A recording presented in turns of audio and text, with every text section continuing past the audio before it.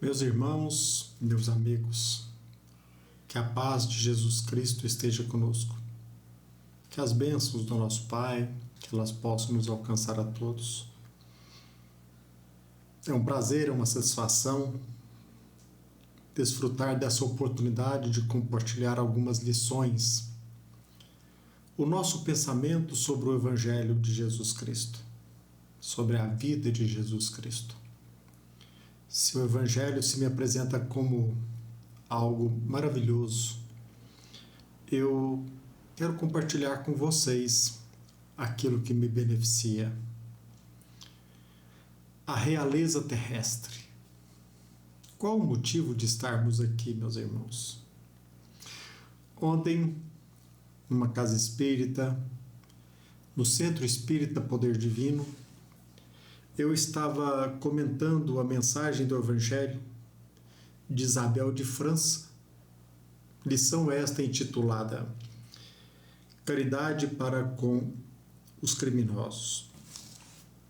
Eu tomei a iniciativa e perguntei àqueles que estavam conosco, perguntei se eles sabiam quem é o autor desta mensagem. Isabel de França. E um dos nossos irmãos não só disse que conhecia essa mensagem, como também ele arrematou dizendo: uma rainha de França. Eu quero usar o meu tempo para comentar com vocês, compartilhar com vocês aquilo que eu penso. O Evangelho de Jesus Cristo, o Evangelho segundo o Espiritismo, vem ao encontro dos nossos interesses. Existem no Evangelho duas mensagens, uma intitulada Caridade para com os criminosos, cujo autor espiritual é Isabel de França, e existe uma outra no capítulo 2, intitulada Realeza Terrestre. E ali consta a autora espiritual, uma rainha de França. Trata-se de Isabel de França? Quando o Espírito vem ao nosso encontro e se denomina uma rainha de França, a que rainha se refere? Primeiro eu quero compartilhar com vocês que essas duas mensagens, o autor espiritual não é o mesmo. Trata-se de autores espirituais, Isabel de França e uma rainha de França. E se nós analisarmos bem essas duas mensagens, se nós a confrontarmos, nós iremos perceber isso. E eu quero compartilhar com vocês o meu pensamento a respeito, uma hipótese. Eu tenho a coragem, a ousadia de compartilhar com vocês um pensamento, uma resposta sobre a seguinte pergunta: quem seria esta rainha de França? Porque a mensagem Realeza Terrestre tem como autor espiritual uma rainha de França. E eu quero partir da premissa de uma hipótese, espero que você entenda o meu argumento, apenas estou compartilhando aquilo que eu penso, que essa rainha de França, ela pode ser Maria Antonieta. Será? Será que se trata de Maria Antonieta? Algo que precisamos, ao iniciar, já deixar bem claro. Caridade para com os criminosos, a autora espiritual é Isabel de França. Realeza Terrestre, uma rainha de França. E eu estou partindo da premissa de que seria Maria Antonieta. Se nós analisarmos a biografia tanto de Isabel de França como Maria Antonieta, nós iremos perceber que se trata da irmã de Luís XVI e da esposa de Luís XVI. Viveram esses personagens numa mesma época. no período da Revolução Francesa, no período denominado de período de terror. O objetivo era destronar, era aniquilar com a monarquia. A Revolução Francesa, alicerçada em ideais iluministas como liberdade, igualdade, fraternidade. Todavia, nós sabemos que neste período, até mesmo neste especial denominado período de terror, muitos irmãos nossos foram mortos pela guilhotina em nome da liberdade, da igualdade e, pasmem, da fraternidade. A França estava passando por uma severa crise econômica e os sábios, os filósofos, repito, sob a justificativa, sob a bandeira de liberdade, igualdade e fraternidade, estavam matando na guilhotina. Uma rainha de França será Maria Antonieta?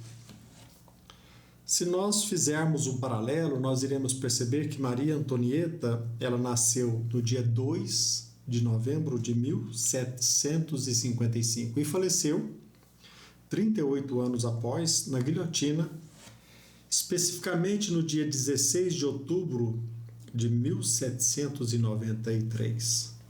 Por outro lado, Isabel de França, a irmã do rei Luís XVI, ela nasceu no dia 3 de maio de 1764, falecendo pela guilhotina, pena de morte, no dia 10 de maio de 1794, com 30 anos de idade. De um lado, Maria Antonieta, ela é conhecida pela história, na história, como um personagem que teve uma vida luxuosa, uma vida frívola. Fazendo um paralelo com Isabel de França, essa, por sua vez, órfã aos 3 anos de idade, ela, muito embora tenha relutado em aprender, depois se dedicou não somente à arte, mas ao aprimoramento da educação e também é conhecido por sua devoção religiosa e o seu vínculo com a caridade. Isabel de França.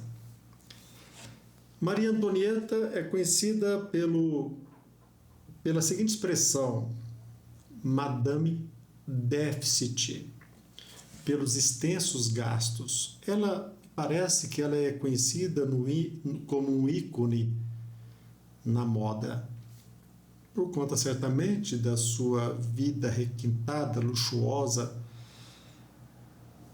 sempre preocupada com as aparências.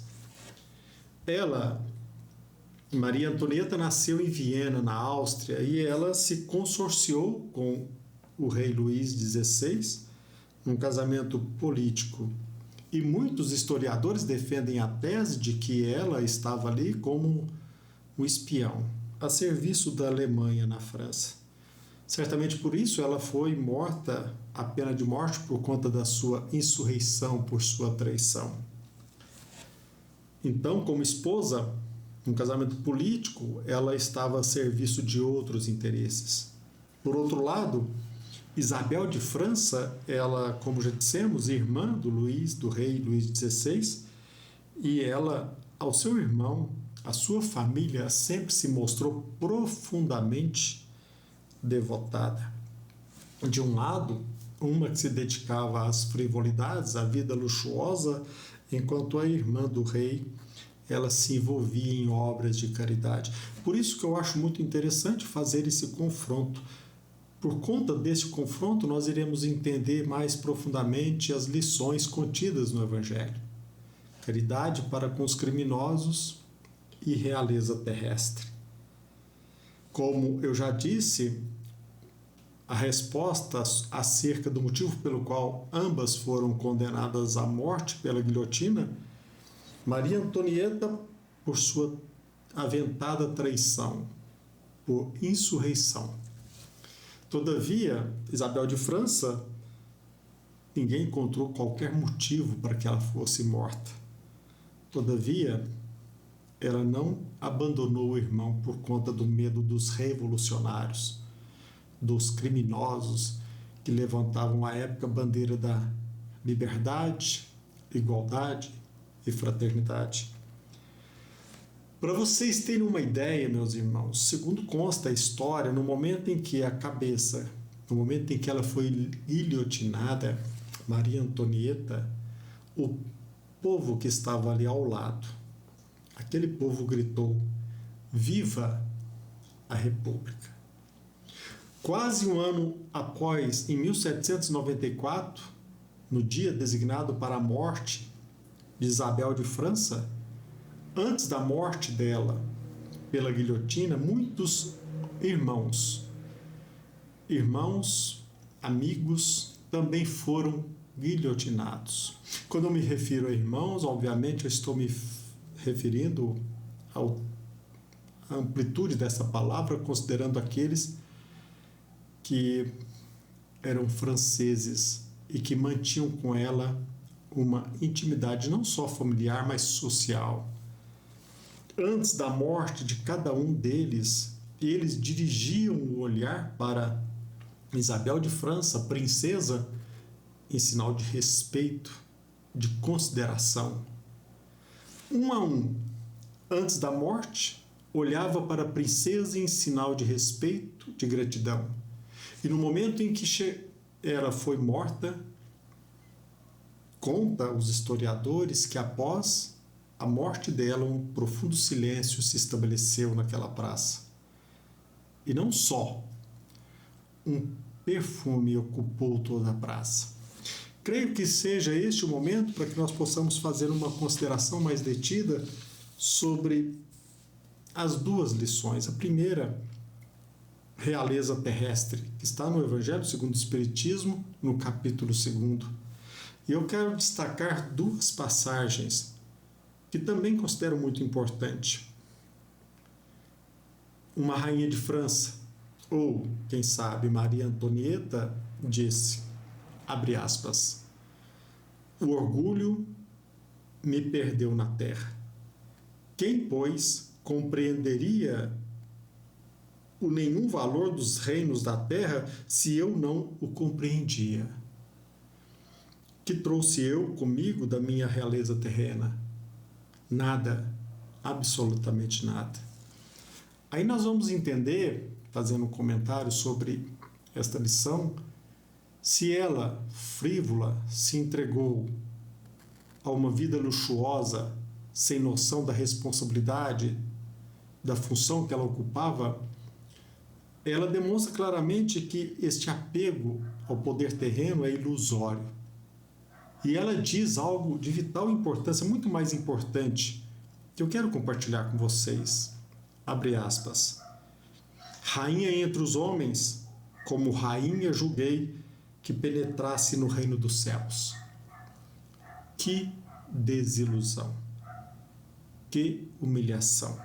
Quando, em vez de ser recebida aqui qual soberana, via acima de mim, mas muito acima, homens que eu julgava insignificantes e aos quais desprezava, por não terem sangue nobre. Iludido é aquele que pensa que por ter o poder, a riqueza, a fama, ter alcançado o sucesso, infeliz é aquele que pensa que ele é mais do que os outros. E ela despertou para uma realidade totalmente diferente. Agora, se nós analisarmos a mensagem, a lição, caridade para com os criminosos, nós iremos perceber algo bem diferente daquela que morreu sem ter motivo, em companhia do irmão monarca, aquela que poderia ter abandonado, aquela que fora caridosa aqui na terra. Tanto é verdade que a Igreja Católica pretende transformá-la em santa, canonizá-la. Ela, que teve uma vida virtuosa, fiel, companheira. Ela, que foi morta por revolucionários, e que poderíamos até mesmo tipificá-los como criminosos, ela que poderia ter todos os motivos para fomentar a revolta, a guerrilha, a guerra, ela vem na mensagem aqui contida no Evangelho segundo o Espiritismo, caridade para com os criminosos, ela diz assim, abre aspas, deveis amar os desgraçados, os criminosos, como criaturas que são de Deus, às quais o perdão e a misericórdia serão concedidos, se arrependerem, como também a vós, pelas faltas que cometeis contra a sua lei.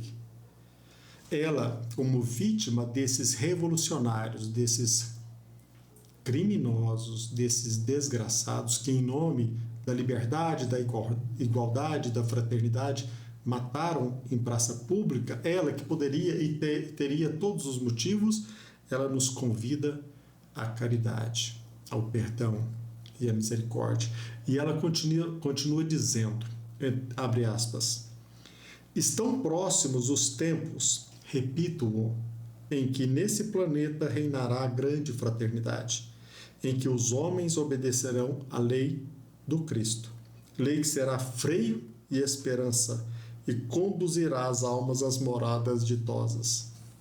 Como nós aprendemos que a doutrina espírita representa o Consolador prometido por Jesus Cristo, com o Espiritismo iniciou-se a transição planetária e nós estamos terminando no fim, no termo deste período.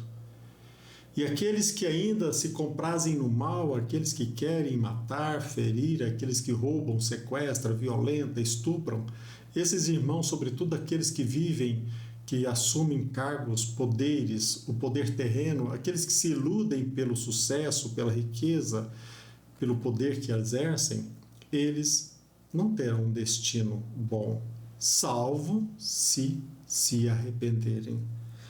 E para finalizar, eu quero citar mais uma lição de Isabel de França. Ela diz, abre aspas, permite Deus que entre vós se achem grandes criminosos, para que vos sirvam de ensinamento.